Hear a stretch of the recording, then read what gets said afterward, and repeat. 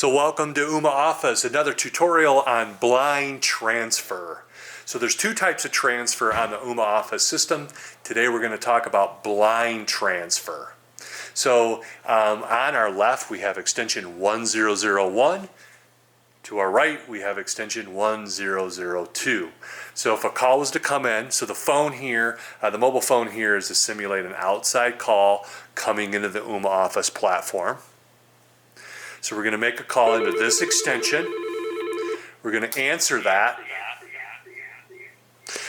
And basically, all you have to do, there's two types of transfers. Again, we're doing blind transfer, but there's a transfer button here. Remember, these buttons, soft keys, and both phones have this. These soft keys turn into different features depending on what you're doing at that particular moment of time.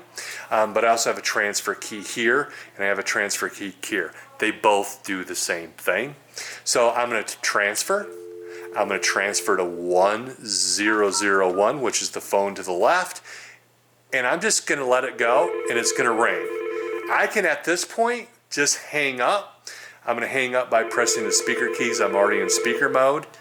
You would normally also just put if you're lifted up the handset, you would just be able to hang up on the call, and it's going to transfer. And that's blind transfer. I take a call in, I answer it, I hit transfer, dial the extension, I simply hang up. Whether that's if I'm on speakerphone, I just hit the speaker button again, or I put the handset back in the cradle. That will complete the transfer call.